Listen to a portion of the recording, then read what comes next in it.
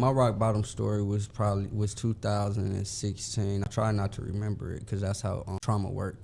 You don't even do it on purpose. Mm-hmm.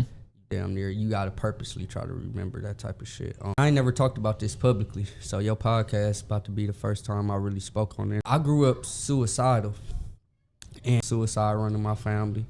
It was one of those things that mental illness, I think people underestimate. It's like lupus or fucking high blood pressure or obesity. If your great granddaddy got it, if your auntie got it, This shit is real. It might be there. You know what I'm saying? And it's a thing that I think we don't talk about enough, especially in our community. But to answer your question, 2016, the year before the mother of my children got pregnant with my son, I had a real suicide attempt.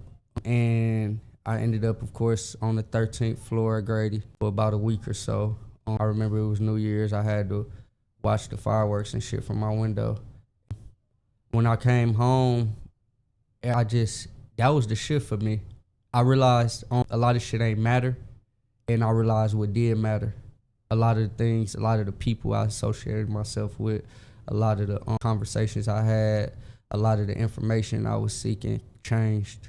And it was crazy because, like I said, my son ended up being born a year later, and it couldn't have been written no better. Like, as much as that shit shook me up and like put a real big bruise on my family, I needed it. And it's crazy to say I'd do it all over again, but I would. I feel like I killed the old me. So what I like to say is you found your phoenix, man, because you know a phoenix burn itself and come 100%. right back. You know, I'm an artist, so I didn't have to create that type of stuff for clients. Never talked about that before.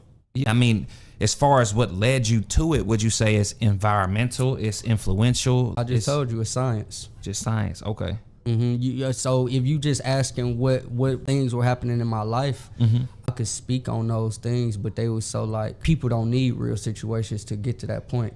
Motherfucker could cut you off in traffic and it could be that perfect time. You know what I'm saying? Yeah. So I had certain things like I was broke. Right, that'll do it. That shit'll do it.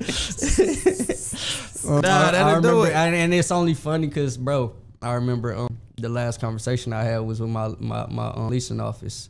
And after that, I'm like, I hung up the phone and like, we finna do this. I'm just trying to understand, because you said all these things was going through when you decided that that's the decision you wanted to make.